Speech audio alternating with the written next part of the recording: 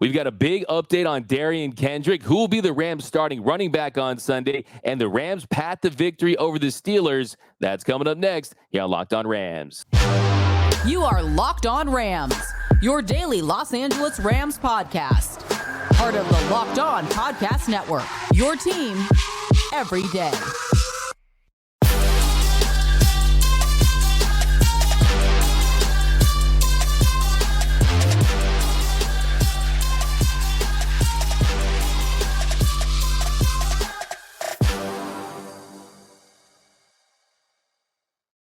What is up, Rimley, and welcome to another episode of Locked On Rams, your daily podcast covering your 3-3 Los Angeles Rams, part of Locked On Podcast Network, your team every day. And if you haven't yet, be sure to subscribe to the Locked On Rams YouTube channel. Do us a big favor, join the party, trying to get 10,000 subscribers. So hit that subscribe button, hit that notification bell, hit that like button, and let us know. What are your predictions for this week's matchup with the Steelers? Give us some score predictions, give us some keys to the game, let us know.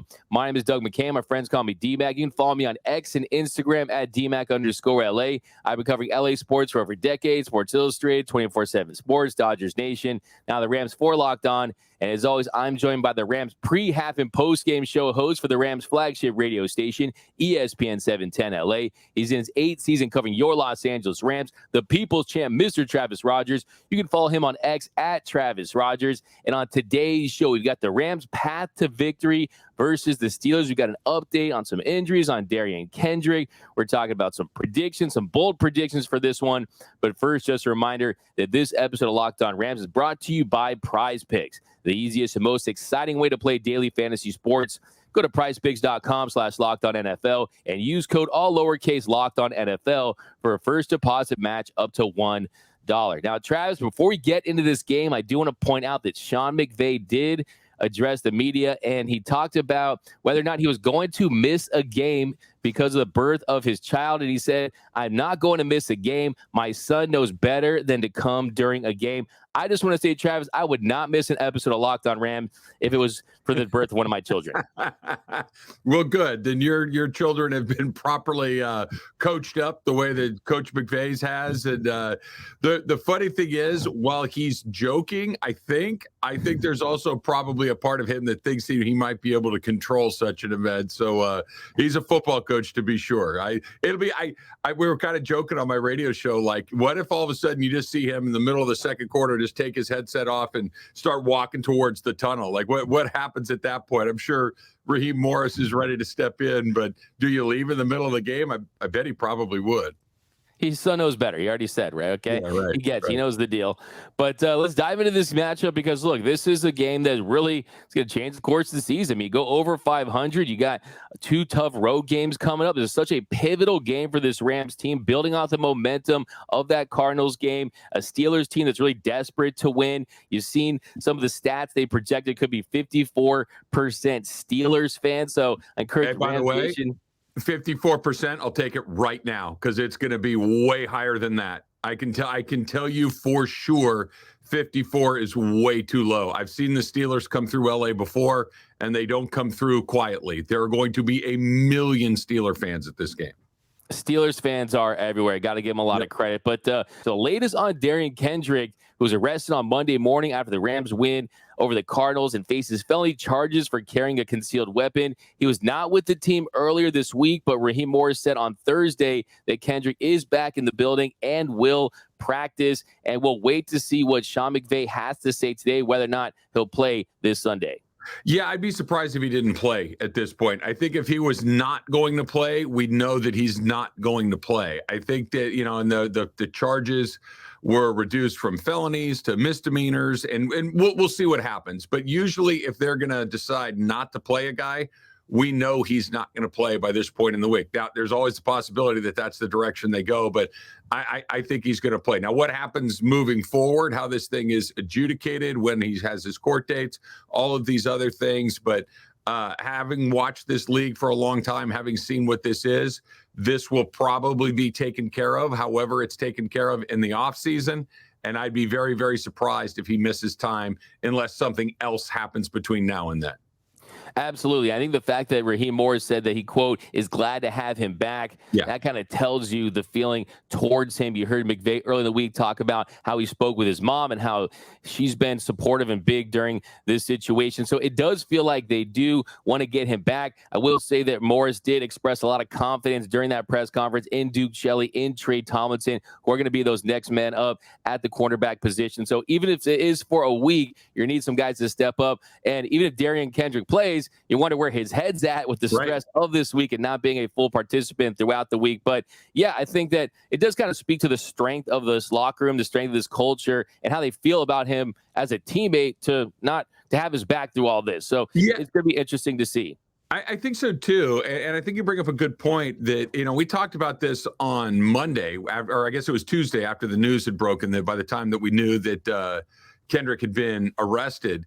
This is not a problem that the Rams typically have to deal with, right? That the guys that they bring into their organization are not guys that typically have situations like this. And maybe this is not a big deal. Maybe it is a big deal. Time will tell when it comes to something like that. But I think that the Rams are going to try to make this work. And if it doesn't work, they will move on from it very, very quickly. They don't have a lot of stuff like this linger in that organization. So the fact that they have his back right now, I think is a good sign that he's going to be here.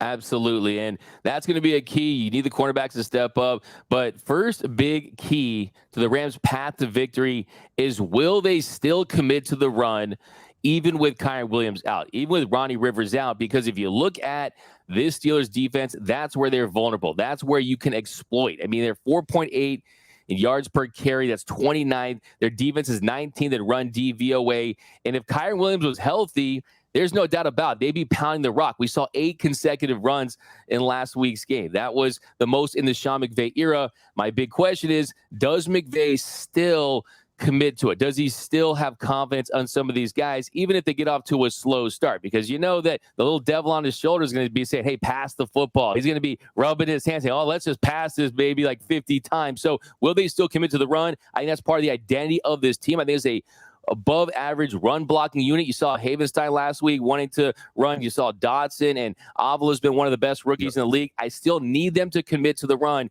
even with their starter out. I hope Shawn McVey listened to you, Doug. I really do. I just don't think he's going to. I've seen this movie before where, okay, you got to run the ball. Running the ball is the skeleton key that kind of opens up everything else, and they go out and they chuck it 50 times. I think that if Kyren Williams were here, like you mentioned, I do think that they are pretty committed to it because they have faith in him, and he's proven that he can carry that kind of load. I expect them to try to run the ball at the beginning of the game, but if they're unsuccessful, I think that they'll go in a different direction and it'll go pretty quickly. I think that they just don't have the firepower right now to do what they did when Williams was healthy. That whether it's Evans or whether it's Henderson or whether it's Gaskin or whoever ends up, Freeman perhaps as well, whoever ends up getting the opportunities, if it's not there, they're going to go into who's the best blocker mode and they're going to try to throw it. Because I know I'm a broken record. The issue with this is not who's going to run the ball. It's who's going to make sure that Matthew Stafford stays safest. That's the number one priority when you're dealing with that position this week. Moving forward, and when Kyren Williams is available, whether they got to put him on IR. I know Shawn McVey mentioned that as well. That's a different issue. What you have next week against Dallas is probably a similar issue because you got Micah Parsons that you got to deal with. But for at least for this week and probably next week, who's the best blocker is probably your number one priority, not who's the best runner. And that's why I think they're going to throw it more than anything else. I agree with you, but I just hope to see some semblance of a run game. That's how you slow down and neutralize this ferocious pass rush. You got TJ Watt licking his chops. He's going to do damage. It's about limiting that damage. And I agree with you, though, that Royce Freeman's going to be a big factor here because he's a really good pass blocking running back. 80.3 pass blocking grade per PFF. He's someone that has had success there. I think you're going to see him in short yardage situations. Royce Freeman has shown the ability to catch the ball out of the backfield, whereas Zach Evans, that's kind of been the knock on him. And really the reality is, look, it's the mystery box with Zach Evans. We don't know what we're going to get. He's a rookie. He was really low on the depth chart. They were probably using him as a little red shirt year, sort of. You're not expecting him to get this many reps. And even when he did get his opportunities, He had 3.3 yards per carry on 23 attempts in the preseason, had 4 carries for 10 yards against the Cardinals. But you saw some loaded boxes. It was the second half of the game. But if you look at his running style, he's built for this gap scheme type of running where you can hug your blockers. He's a guy who's physical. He's aggressive. He can bounce off tacklers. So I'm excited for him. I have a bold prediction for him. I'm going to drop later because I think Zach Evans could be the next in this dream draft class all of a sudden for the Rams, right? Well, this is how you find players, right? You find it because an opportunity presents itself that you didn't expect, and the guy's ready for it. This is not, I mean, it's not a perfect comp, but it's close enough. It's a little Puka Nacua going on right here where Cooper Kupp's not available, so Van Jefferson isn't up for it. Well, what are we going to do? All right, I'll throw it to say, okay, he's open. All right, throw it to him again. Next thing you know, you got a pretty good player. Maybe this could be something like that where, you know, this is not the guy that you anticipated really leaning on, but maybe the circumstances dictate that you have to at least try it. And if he's ready for it and he can step up and seize that opportunity, coaches love guys that make plays. Guys that make plays over and over and over again. If he can make a couple of plays early, I wouldn't be surprised if they go to him. I wouldn't be surprised if he earns a little bit of that trust that we're talking about. But the opposite is also true. Miss a block, put the ball on the ground, miss a hole, be a little impatient. Then all of a sudden it's like, okay, he's not ready for this. On to the next guy, or bleep it, we're just going to start throwing the ball. So the opportunity will be there. It's whether or not he's ready for it when it comes. Absolutely. We don't know if he's going to make rookie mistakes, how he's going to handle this. You could see Hendo in there. He's good at pass protection. He's someone who will probably be elevated to the active on game day. So it's going to be very interesting to see what they do in the running game, and it could ultimately determine if they do win this game. But we've got some big keys that will ultimately determine the Rams' fate on Sunday. That's coming up next here on Locked On Rams. All right, there's all sorts of crazy stuff going on in the world, right? Like you've seen what's going on. There's a fire in Hawaii. There's hurricanes. There's tornadoes. There's, of course, earthquakes out here. There's supply chain issues that can pop up at any time. This is where the Jace case can give you that peace of mind, knowing that you have personalized emergency medication right there in your home, that you don't have to worry about somebody else providing for you when stuff goes down, right? The Jace case is a personalized emergency medical kit that contains 5 essential antibiotics that treat the most common and deadly bacterial infections. And you can customize your case and add additional life-saving medication based on your custom, unique needs. Right now, Jace Medical offers customizability for your Jace case with dozens of add-on medications. Choose the medications that best fit you and your family needs. It's easy. You go right online. You answer a few questions. In a couple of cases, you got to hop on the phone with somebody, but it is incredibly easy. And a couple of days later, the medication is right at your door. I just got mine a few weeks ago, and I can't tell you how good it feels knowing that I have that in the event of an emergency. You should get yours as well. Go to jacemedical.com and enter the code LOCKEDON at checkout for a $20 discount on your order. That's promo code LOCKEDON, LOCKED, at jacemedical.com. And of course, can't go into the weekend without talking about FanDuel, right? Snap into the NFL action this season with FanDuel, America's #1 sportsbook. And right now, new customers get a $200 bonus bet guaranteed when you place a $5 bet. That's $200 in bonus bets guaranteed, win or lose. So if you've been thinking about joining FanDuel, there's no better time to get in on the action. The app is super easy to use, and there's all sorts of betting options, including spreads, player props, over-unders, and more. Right now, the Rams, a 3-point favorite at home, air quotes. Of course, the Rams always have a little bit of a home field question mark on there. But if you like that number, one way or the other, get yourself to FanDuel. Visit FanDuel.com/lockedon and kick off the NFL season in style. FanDuel, an official partner of the NFL. And we are off and running here on this Football Friday on Locked On Rams. And a special shout out to our everyday listeners. We appreciate you rocking with us every episode, watching, listening, and you can be an everyday listener too. Membership is 100% free, and you won't miss a thing about your Los Angeles Rams. Now, Travis, here in our second segment, we're going to continue to break down these keys to victories, this path to victory. And the next one is get Matt Canada trending. Get Matt Canada trending on X because he is public enemy number one in Pittsburgh. I mean, scoring is down the NFL. We got the cover 2 shell. You got Matt Canada. I think he's a culprit of it. And he's someone that really has not been innovative as far as a play call. They're averaging 15.8 points per game. You see they're not using the middle of the field. They're not running the ball well. Let's keep it that way on Sunday. Yeah, I mean, I have a couple of Steeler fans in my life that are ready to absolutely jump off a bridge every time that the Steelers play on the offensive side, to be sure. But here's the thing. Here's how they're winning games. Matt Canada can be bad. They can go out there and average the points that they've been averaging, like you just mentioned, but they hit 1 or 2 big plays a game. Right? They're not going to go on these long sustained drives the way that some of this is not a 49er team or a San Francisco team that's going to, or I should say Philadelphia team that's going to kind of grind you up and move the ball down the field. That Kenny Pickett is going to find pickings for 1 or 2 plays during the day. Maybe it's a busted play. It's usually in a kind of freelance mode. It's usually not drawn up. It's usually something that happens because something else didn't happen. I think this is important that the Rams respect their own rules, follow their assignments. Don't try to get too creative. Don't try to create too many big plays defensively. Just play it pretty straight up. Let Kenny Pickett be Kenny Pickett, which I think is not great, and let Matt Canada be the focal point of all the ire of Steeler fans. Because if you just avoid the weirdness that can happen in a football game sometimes, I think that benefits the Rams here. If this is a traditional, hey, you and I aren't saying, I can't believe we saw that favors the Rams.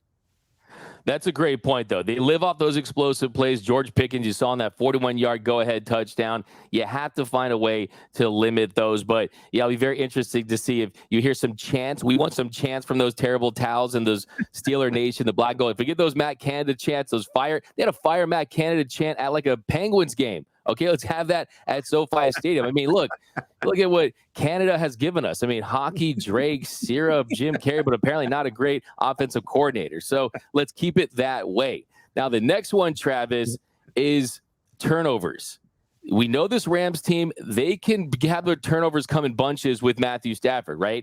And that is another thing this Steelers team lives off of. 11 total takeaways. They're +5 on the year. The Rams -1 in the turnover margin this year. That's 26 out of 32 teams. So you got to protect the football because that's a way that this Steeler team can continue to gain momentum off a big win last year. The crowd, it's going to be like a bowl game in college, right? So you definitely have to avoid that because that is what really changes the momentum in games. I'm a little disappointed in you that you didn't mention Bob and Doug McKenzie when you were listing the things that Canada has given us, because the McKenzie brothers are right near the top of the list. But that's a topic for a different pod on a different day. I think it's as simple as this, D-Mac. If the Steelers defense doesn't score, I think the Rams win. I think if they can keep the Steeler defense scoreless, they're going to win that game, because this is not a team, the Steelers I'm talking about, that's going to go and put up 3 or 4 touchdowns because they have 75-yard drives. If you don't give them short fields or you don't let the defense score, you can win this game. This is one of these games I'm happy to punt the ball to the other end of the field and make them drive at 80 yards. This is one of those games that if you're stalling inside, the 25 and beyond, we could kick a few field goals in this game. This is not going to be a first one to 30. This is, if you're in the mid-20s, I think they're in a pretty good spot. And I don't think the Steelers can get to the mid-20s if the defense doesn't score. Take care of the ball, play conservatively, and make sure that you keep Matthew Stafford upright and protected, and you win this game. Don't let TJ Watt knock it out. Don't throw an interception. Don't make a special teams miscue like we saw last week against Arizona. Play clean football, and I think they win this game. And that's the next biggest key, Travis, is the black and gold can't leave Matthew Stafford black and blue. And you look at that ferocious pass rush, a 38.2 pressure rate, that's 9th, a 34% blitz rate, that's 9th. They average 3 sacks per game. Stafford was sacked 3 times against the Cardinals, a 40.9 pressure rate for the Rams this year. That's the 6th highest. And with a running game that's in question, I think the big key for this one is you got to get the ball out quick. I don't want to see a game where Matthew Stafford is relying on explosive plays, because he's going to have a lot of time to have this play develop and allow guys to get downfield. And that's why key match I'm looking at, right tackle Rob Havenstein versus OLB TJ Watt. And we know Watt, he exclusively rushes from the left side of the defense. So Havenstein, he's going to have to keep him as quiet as possible because he's going to do his damage. It's just about limiting that damage. And I think that we see McVay's not a guy that likes to chip, but in this situation, you're going to have to chip. You're going to have to give him some help to keep him upright. Yeah, you're going to have to. Look, if you're going to say pick the guy that you want to deal with Watt over and over and over again, I think Rob Havenstein would be my first pick. I think that's who I want to match up there. TJ Watt's one of the best players in the league. He's going to get his too. You're not going to lock him up and like he's not out there. We're not going to be halfway through the fourth quarter and say, hey, we haven't heard TJ Watt's name all day. You're going to hear his name. He's going to make some plays. So I agree with you, D-Mac. Let's chip him. Let's make sure, again, this just comes back to what we're talking about with those running backs. I don't care if this guy has, a half yard more per carry than that guy. I care who's a better pass pro guy. Let's make sure that he's in there, and let's make sure that he's on the correct side of the formation. Let's use a 2 tight end set. If Rob Havenstein needs a little help, let's put a tight end over there too. This is where you need to be a little bit willing to break your own rules, your own preferences to protect against a guy that is the difference maker on this team. If TJ Watt is relatively quiet, Rams win this game. If TJ Watt is like, God, he's back there again. Oh my gosh, he hit him again. Then that's when it gets weird. That's when the ball can come out. That's when the decision-making gets a little more dicey. So I agree with you. I think this is everything. If you can have Watt be just good as opposed to great, you're in a pretty good spot.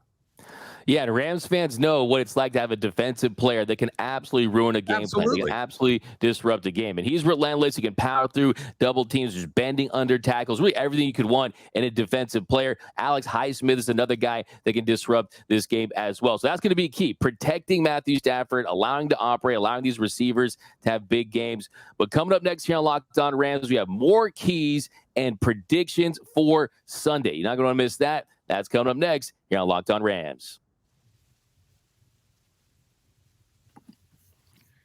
PrizePicks, D-Mac, right? PrizePicks is the place you go to have a great time, a greater time on Sunday when you're watching football. It's the most fun that I've had in a very long time, and you can win up to 25 times your money this football season. Here's what you do. You just select 2 or more players, and then you pick more or less on their projected stats. That's it. That's how long it takes. If it takes you less than a minute or more than a minute, I should say, you're doing it wrong, right? You test your football skills every single weekend, and you can make a little bit of money along the way. You can turn $10 into $250 with just a few taps, right? So you look at some of the numbers. Do you like more or less? And you just only have to pick 2. You can pick as many as 6 and start winning your money, right? This is how you do it. Go to prizepicks.com/LockedOnNFL. Use the code LockedOnNFL. That's LOCKEDONNFL, Locked On NFL, for a first deposit match up to $100. And how about this? With the PrizePicks reboot policy, your entries stay in play even if one of your players gets injured, right? Now, think about that. Nobody else is offering you that. You get an injured player insurance right there. So prizepicks.com/LockedOnNFL. Use that code LockedOnNFL for a first deposit match of up to $100. And you're going to want to eat, right? And is there any, look, I don't know, if you're watching this on YouTube, you can probably tell. If you're just listening to this, I'm a nacho man. I love to have some nachos in the house, but maybe you forgot some of the stuff. DoorDash can help you with that. You can order your chips, your dips, everything that you could possibly need to make your own nachos on DoorDash. And you don't have to miss a play. You don't have to go anywhere. You can get it all delivered with DoorDash. Get up to 50% off, up to a $10 value when you spend $15 or more on your first order when you download the DoorDash app and enter the code LOCKED23. That's LOCKED 23, the number 23, LOCK23. That's 50% off up to a $10 value when you spend $15 or more on your first order when you download the DoorDash app and use that code LOCK23. You don't have to go anywhere. DoorDash is going to bring it right to your front door, and you get to eat some nachos. Go do it. Put that DoorDash app on your phone. Promo code LOCKED23. Yeah, Travis, I'm a big nachos guy too, man. I just want to point that out. I love me some nachos, man. Nachos are just tacos that don't have their life together, right? But love me some nachos, man. It's like I'll go to a restaurant, like people will think I'm weird because like that's all I'll order You know what It's I a mean? great For the order. whole thing. Yeah. Well, and it's got to be, got to layer properly too, like chips, stuff, more chips, more stuff, and then the sour cream and the guacamole and the whole. But you can't just have chips and then the stuff. You need to layer. It's like building a bridge. Yeah, no, and what I'll do is once I get that the top off, I'll order like guacamole on the side. It's just so I can get that base layer underneath to make sure I have enough stuff. So yeah, I'm a big nacho guy. But here, let's get into this final segment, Travis. And another big key to this game is Rams receivers. Rams receivers are gonna have to have a big day. I think you look at the Steelers team; they've allowed big receiving performances 4 of their 5 games so far. You got Cooper Kupp, you got Puka Nacua. Cooper Kupp has been top 4 in essentially every single receiving category since he's returned. He's still elite. He's still one of the best in the game. And a 93 rating against wide receivers this year is the Steelers secondary. And you look at that matchup that you're going to see with Sullivan and Minka Fitzpatrick. They're their primary slot defenders. Sullivan's the Steelers' second lowest grade defender this season. He's only been targeted 8 times, to be allowed 6 catches for 67 yards. By the way, old friend Patrick Peterson has been barbecue chicken this year, 5 touchdowns. So looking for a big game for these Rams receivers. Yeah, you know what I'd like to see is something that, and we've compared this trio of receivers where you've got Atwell, Puka, and Kupp together to probably the best three group receiver that the Rams have had previously, which was Kupp, Woods, and Cooks, right? What made that so interesting wasn't just that Kupp was great and that Woods was, the next guy down, and then maybe Brandon Cooks was the next guy after that. They all kind of had the same numbers week after week, that they'd all have 6 or 7 catches. The guy with the most would have maybe 9 or 10. The guy with the fewest would have 6 or 7, and there's somebody else in between them. I'd love to see those 3 guys be able to put together a week like that, where maybe Cooper Kupp has 9, but Puka Nacua has 8. And instead of Tutu Atwell having the 1 that he had last week, maybe he's got 5. Maybe he's got 5 catches for 80 some odd yards along the way, that you're able to integrate these guys into your offense more fully. Maybe Tyler Higbee has an opportunity here. I know I say that each and every week, but I agree with you. They're not going to run the ball as much as I'd like to see them try. I don't think that that's going to happen. You know that they're going to key on Kupp. You know that Puka's probably the next guy after that, but see if you can spread that out a little bit. Last week against the Cardinals, and they won the game. That's all that matters. It was a lot of Kupp and not a lot of anybody else in that receiving core because they ran the ball as much as they did. Let's see if we can spread that out a little bit and get that 3-headed monster rolling again. Absolutely. I think this is going to be a big week. I think there's a lot of opportunities there. I feel like we should mention Aaron Donald because this is his childhood team. I found it very interesting yesterday that he said he's still a fan of the Steelers. So good luck to Isaac Samalo. Samalo's their best pass blocking. He has their best pass blocking grade, 76.4. You're going to see doubles against him. He'll disrupt the game. I think a quick one, too, Ernest Jones versus Jalen Warren. Ernest Jones has done a fantastic job all season long. The Rams have already allowed 111 yards receiving by running backs this year. He's their second leading receiver. Now, they're going to get Deontay Johnson back, but he's their second leading receiver with 21 catches on 166 yards. Tells you how bad they've been in Pittsburgh. But I think from a matchup perspective, everything points to the Rams getting a win. I see maybe this is a trap game. I see people saying that. I don't think this is a trap game. It better not be. I don't think it can be a trap game for this team, right? I agree with you. I don't think that this team is talented enough or that they're rolling enough to be like, okay, we've got this figured out, right? They haven't been over 500 since they were 1-0 to start the season. This is good point. That's not like, okay, like I get it. The Cowboys could kind of get the Buffalo Bills. Like you have a couple of good weeks. You're like, oh, we got that. Okay, trap game. This arguably, D-Mac, is the most important game on their schedule because this is a game that they probably should win. It's at home. I understand that the Steeler fans are going to be there, but you don't have to travel. You don't have to do any of that other stuff. And looking at what's left to get to 9 wins probably includes the Steelers.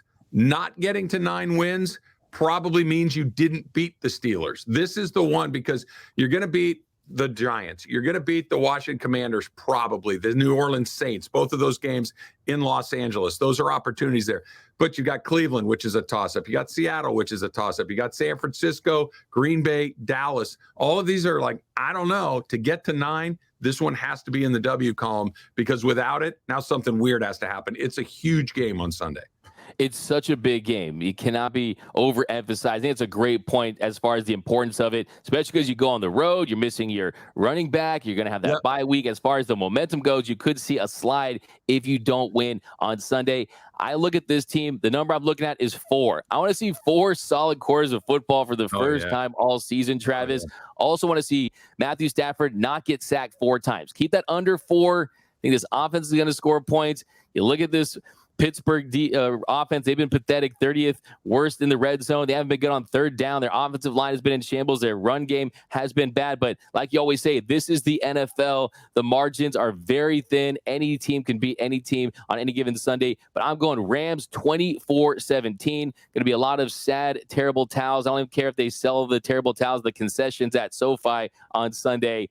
Rams are getting the dub on Sunday. I think they're going to too, but I think, and I like your number of 4. I'm going to throw a different number out there, 20. If the Steelers score more than 20, the Rams are in trouble. If they don't, the Rams are going to win the game. I think if they can keep them under 20 points, they're in really good shape, because I don't think they can get to more than 20 without a defensive score. If that defensive score comes in, now the over on the 20, I think comes into play. I think the Rams know that. I think they're going to be prepared. I think they're going to be pretty darn conservative, all things being equal, because they don't have to push the ball down the field. You're not in a track meet where you're going to have to score 30 points to win this game. I think they know that. I think it's relatively low scored. If the Rams hold the Steelers under 20, they win the game. Remember, hashtag fire Matt Canada. If that's trending, we're in a good spot. I will say Tomlin after a bye, 12-4 after a bye. It's really impressive. He always has his team ready to go.